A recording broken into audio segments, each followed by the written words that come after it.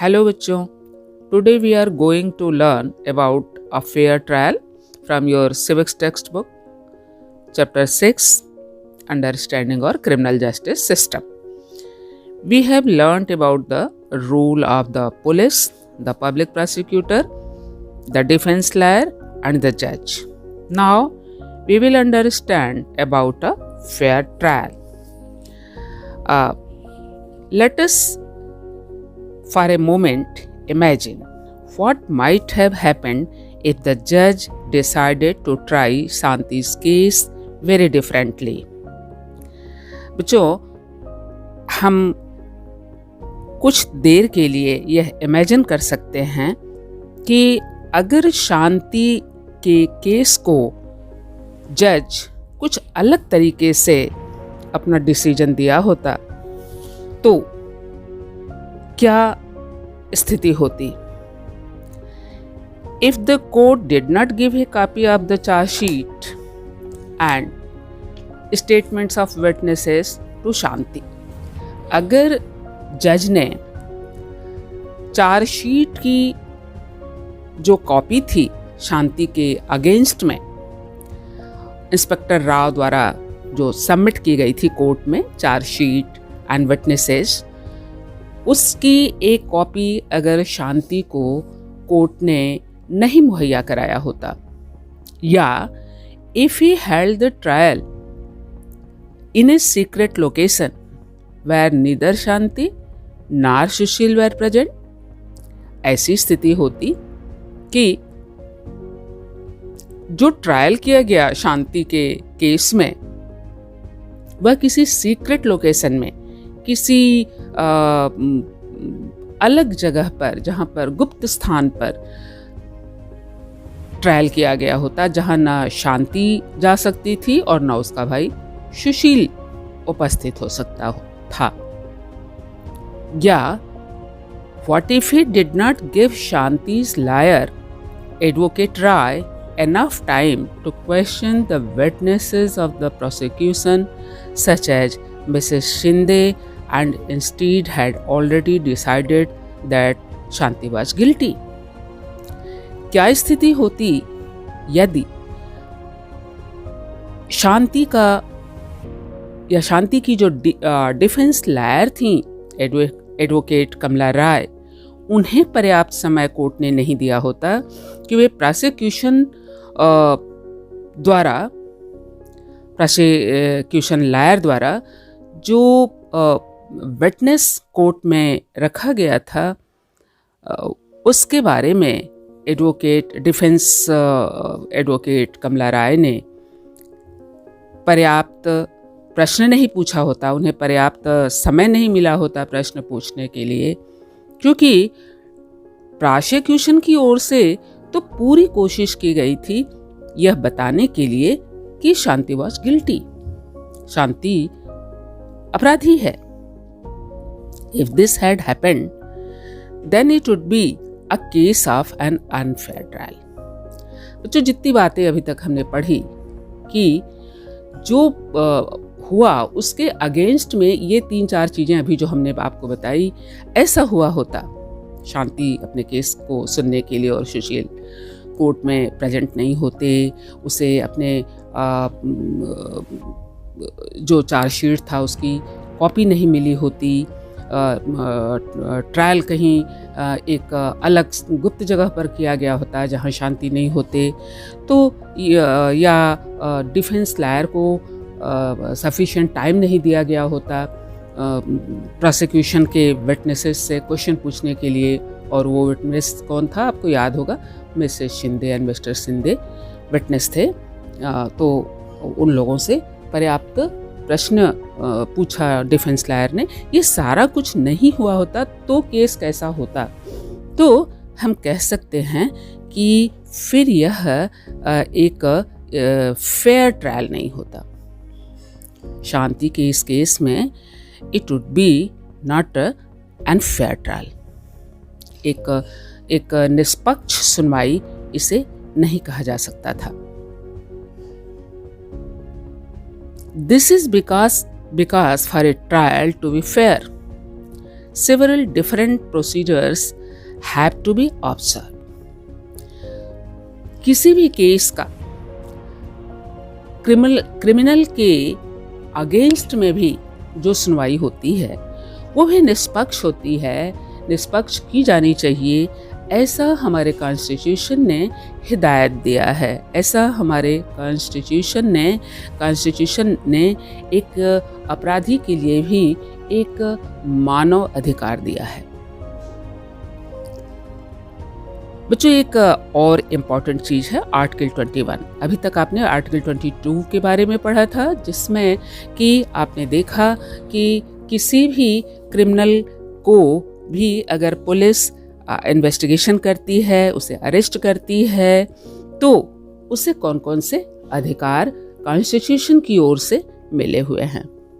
Article 22 आप एक बार फिर से देखोगे, मैं उसे बता चुकी हूँ, और आज मैं अभी आपको थोड़े में बता रही हूँ आर्टिकल 21 जो आपको दिया गया है यहाँ, उसे आप जान लीजिए कि आर्टिकल 21 हमें कौन से अधिकार की गारंटी देता है।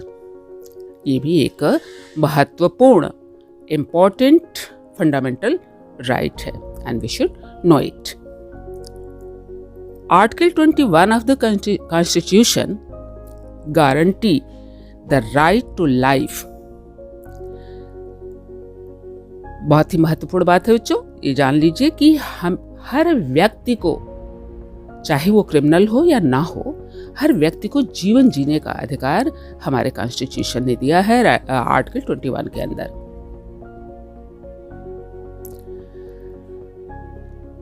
आर्टिकल 21 के अंदर जो हमें अधिकार मिला है, राइट टू लाइफ, क्या कहता है?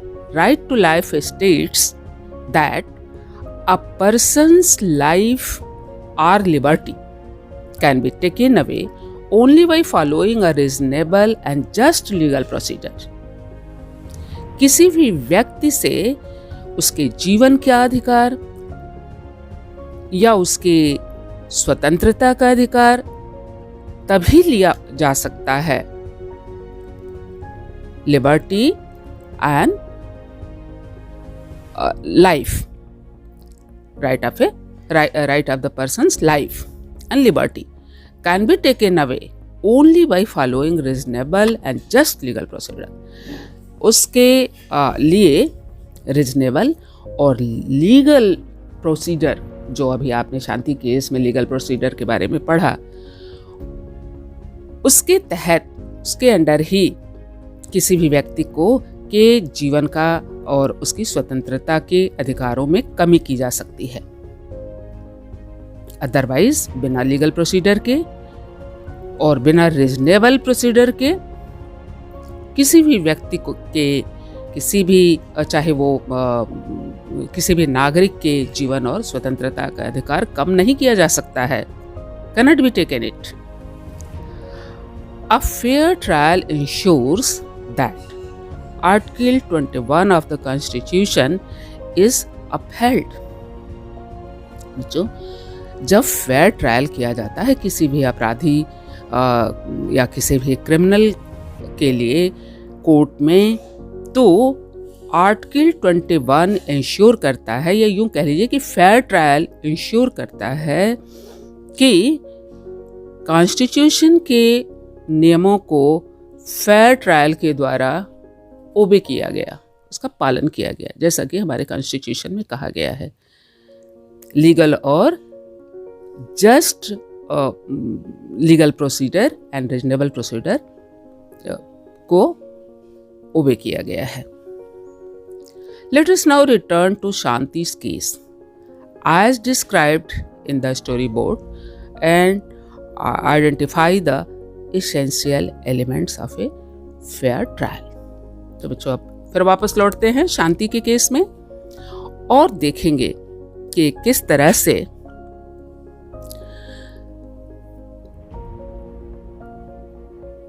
फेयर ट्रायल के अंदर कौन कौन से इसेंशियल एलिमेंट्स, कौन कौन से आवश्यक तत्वों का या आवश्यक तत्वों को, आवश्यक बातों का आइडेंटिफाई किया गया, ध्यान रखा गया। तो फेयर ट्रायल में कौन कौन से एसेंशियल एलिमेंट्स को ध्यान में रखा जाता है, आइडेंटिफाई किया जाता है, इसे आगे हम पढ़ते हैं। कौन कौन से एसेंशियल एलिमेंट्स हैं? फर्स्टली, बच्चों know it, firstly Shanti was given a copy of the charge sheet and all other evidence that the prosecution presented against her. आपने पहले भी जाना है कि शांति को फेयर ट्रायल के नियम के हिसाब से ही जो भी उसके अगेंस्ट में चार्जशीट कोर्ट में प्रोसिक्यूशन द्वारा प्रेजेंट की गई थी उसको, और जो भी एविडेंस के तौर पर जो उसके पैसे थे एनवेलप वाले, उसको किस तरह से कोर्ट में प्रेजेंट किया गया था, उसकी एक कॉपी शांति को भी दी गई, जिससे शांति अच्छी तरह से जान सके कि उसके अगेंस्ट में कौन सी चार्जशीट, कौन सा एविडेंस प्रोसिक्यूशन द्वारा कोर्ट में प्रेजेंट किया गया है। फेयर ट्रायल का पहला element. Shanti was charged with offense of theft, that was defined as a crime in the law. शांति ने लॉ के हिसाब से जो कुछ भी चार्जशीट उसके अगेंस्ट में था, ये हमारे देश के रूल्स एंड लॉज के हिसाब से उसके अगेंस्ट में ऑफेंस था थेफ्ट का। तो इस तरह से शांति क्रिमिनल थी। लेकिन एक क्रिमिनल को भी किस क्राइम के लिए कौन सा चार्जशीट, कौन सा एविडेंस कोर्ट में प्रेजेंट किया गया है, इसे जानने का अधिकार क्रिमिनल को भी हमारे कॉन्स्टिट्यूशन ने दिया है। राइट बच्चों, आगे हम देखते हैं second element of the fair trial. The trial was held in an open court in public view. Trial कहाँ होगा? किसी भी क्रिमिनल का जो कोर्ट में ट्रायल होगा, फेयरली होगा, आप जानते हैं, इसके लिए ओपन कोर्ट लगाई जाती है वहां पर, और and in public view, public भी उसे व्यू कर सकती है। जैसे आपने देखा कि शांति का भाई सुशील could attend the court hearings. शांति का भाई शांति का भाई सुशील भी कोर्ट के हियरिंग्स को सुन सकता था। हियरिंग्स क्या होता है बच्चों? कोर्ट में जब सुनवाई होती है किसी केस की, और एक नहीं कई बार उसकी सुनवाई होती है, तो उसको कोर्ट की हियरिंग कहते हैं। The trial was held in the presence of the accused. और आपने देखा कि कोर्ट में शांति का भी प्रेजेंस था, शांति भी वहां उपस्थित थी। शांति यद्यपि एक्यूज थी, बट उसे भी वहां रहने का, अपनी जो कोर्ट की हियरिंग थी उसे सुनने का उसे राइट था, इसलिए वो भी वहां पर उपस्थित थी। इसको हम कहते हैं ओपन कोर्ट में ट्रायल होना। थर्ड बच्चों, Shanti was defended by a lawyer.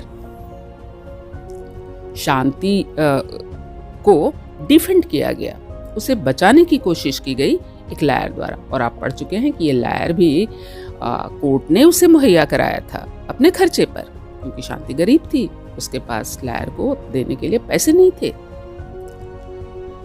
Shanti's lawyer advocate Rai was given opportunity to cross-examine all the prosecution witnesses. और आपने ये भी जाना है बच्चों अब तक के पार्ट में कि शांति की जो डिफेंस लॉयर थी एडवोकेट कमला राय, उन्हें भी अपॉर्चुनिटी दी गई अवसर दिया गया to cross examine all the prosecution witnesses. Prosecution ने जो भी विटनेस और चार्जशीट शांति के अगेंस्ट में दिया था, उस चार्जशीट पर उस विटनेस को क्रॉस एग्जामिन करने के लिए, प्रश्न पूछने के लिए, काउंटर क्वेश्चन पूछने के लिए, क्वेश्चन एंड काउंटर क्वेश्चन पूछने के लिए कमला राय को अपॉर्चुनिटी दी गई। Advocate Rai was given an opportunity to present witnesses in Shanti's defense. तो बच्चों, आपने जान लिया क्रॉस एग्जामिन क्या होता है। प्रोसिक्यूशन से क्वेश्चन एंड काउंटर क्वेश्चन पूछना क्रॉस एग्जामिन कहलाता है। और एडवोकेट राय को अपना विटनेस शांति के डिफेंस में उन्होंने कौन सा विटनेस कलेक्ट किया था, वो भी कोर्ट में रखने का डिफेंस लॉयर एडवोकेट कमला राय को अपॉर्चुनिटी दी गई। अब आपको याद होगा कि डिफेंस लॉयर कमला राय ने इंस्पेक्टर शर्मा के इन्वेस्टिगेशन के बारे में सर्वे किया और केस एक्चुअली दूसरे कुछ यंग बॉयज थे कॉलोनी के जिन्होंने ये क्राइम किया था, उसके बारे में उन्होंने एविडेंस इकट्ठा किया और कोर्ट में उसे प्रेजेंट किया। तभी तो शांति के केस में आपने देखा कि शांति क्रिमिनल नहीं थी, बल्कि वो इनोसेंट थी, और ये बात फिर जज को भी पता चली और उसके हिसाब से उसने अपना डिसीजन दिया। Although police filed a case of theft against Shanti, the judge assumed her to be innocent. आप जान रहे हैं इस बात को बच्चों की पुलिस ने तो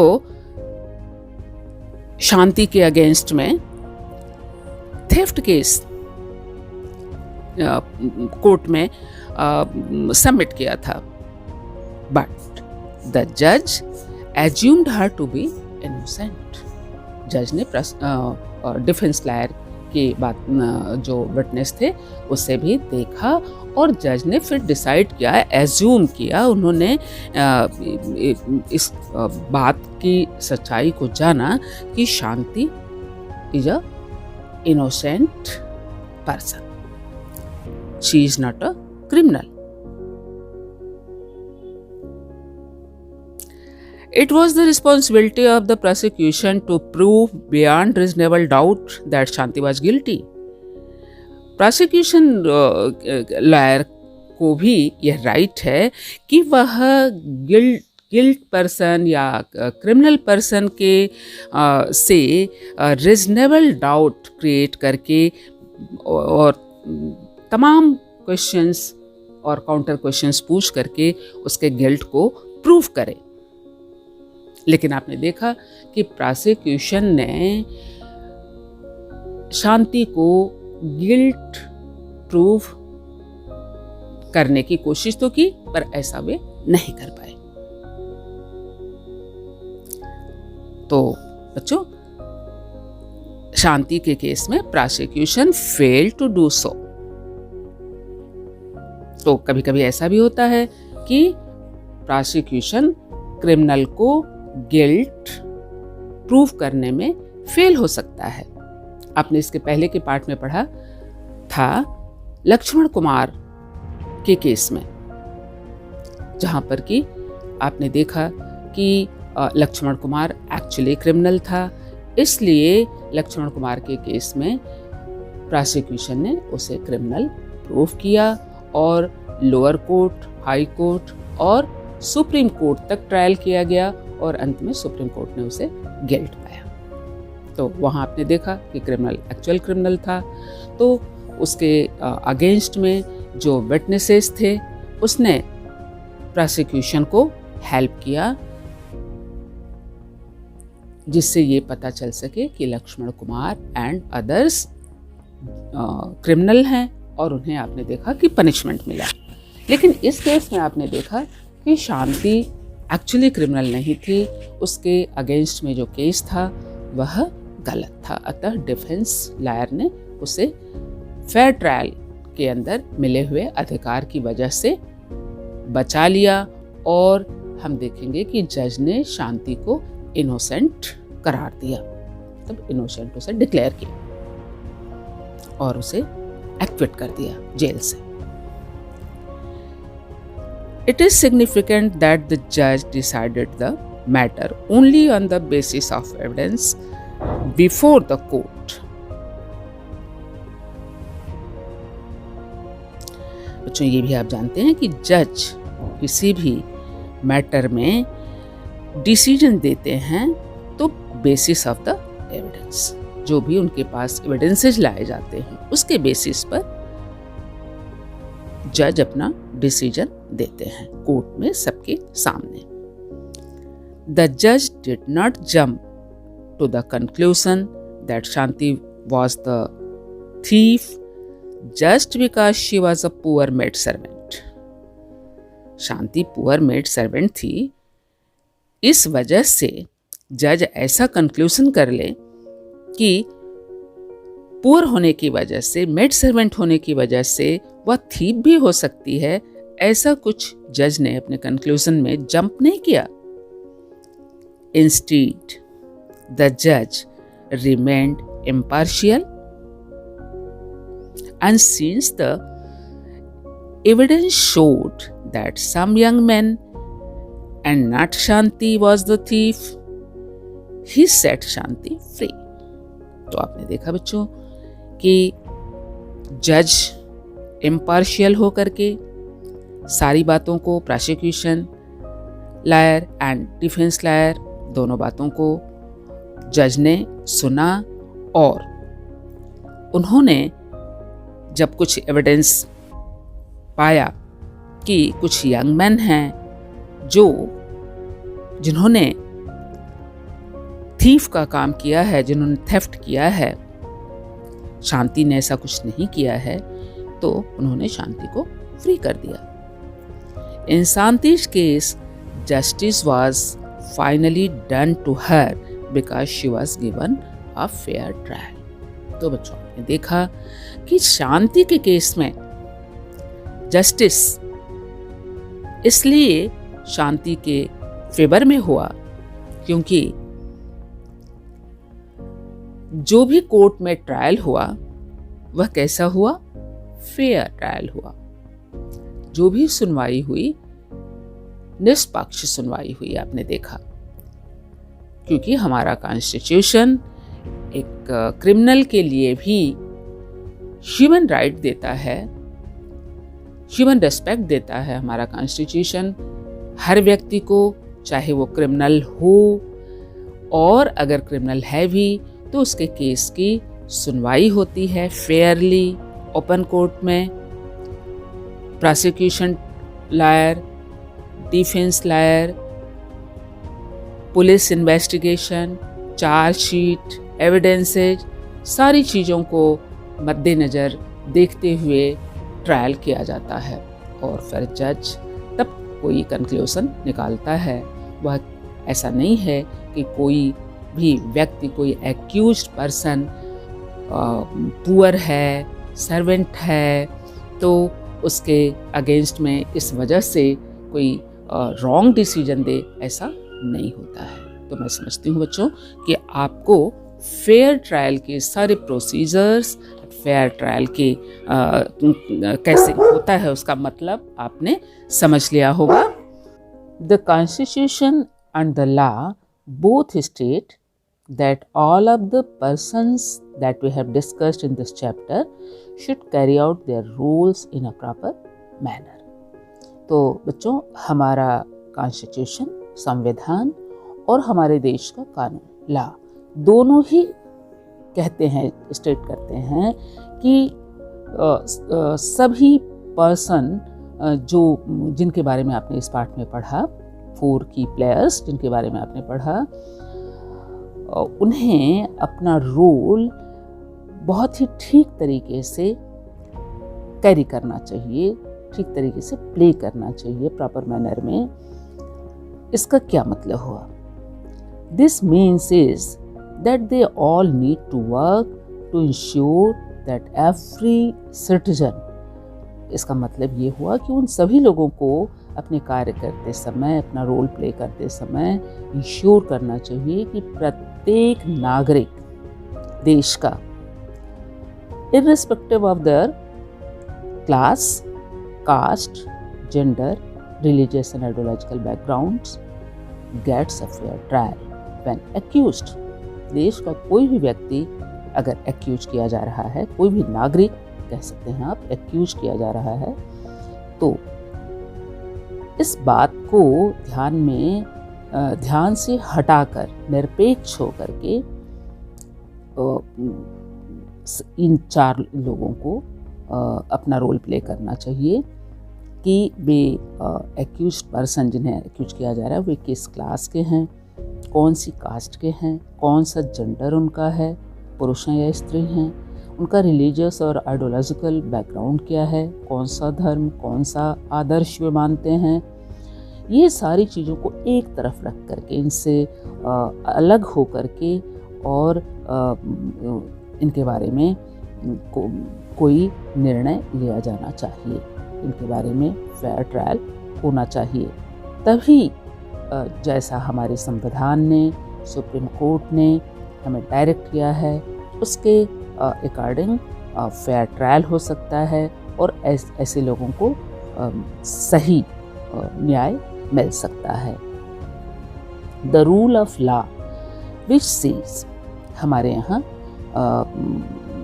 कहा जाता है या ये कहा गया है कि रूल ऑफ लॉ का डिसीजन होता है, मतलब लॉ के हिसाब से शासन होता है, कानून के हिसाब से शासन होता है, या कह सकते हैं कानून का शासन है हमारे देश में। और जहाँ कानून का शासन है उसका मतलब ये हुआ कि everyone is equal before the law, कानून की दृष्टि में प्रत्येक नागरिक एक बराबर है और उसके क्लास, कास्ट, जेंडर, रिलीजियस और आइडियोलॉजिकल बैकग्राउंड्स कोई मायने नहीं रखते हैं।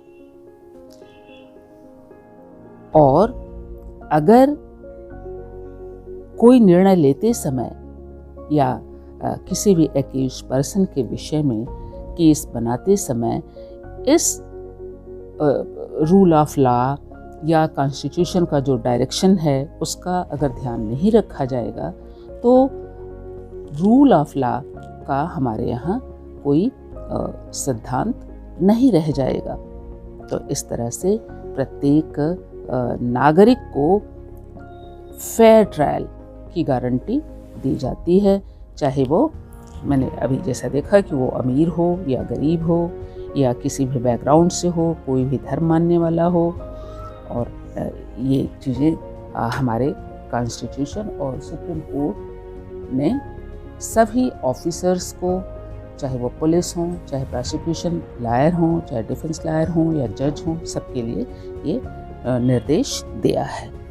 तो जो आपने पाठ को समझा, एक बात और मैं आपको बता दूं कि अंत में आपने देखा कि शांति को बाइज्जत बरी किया जाता है और जज ने उसे सारे जो उसके अगेंस्ट में जो आरोप थे उससे उसको वरी के, जो भी एलिगेशंस थे आप कह सकते हैं, आरोप कह सकते हैं, एलिगेशन कह सकते हैं, उससे शांति को एक्विट कर दिया गया।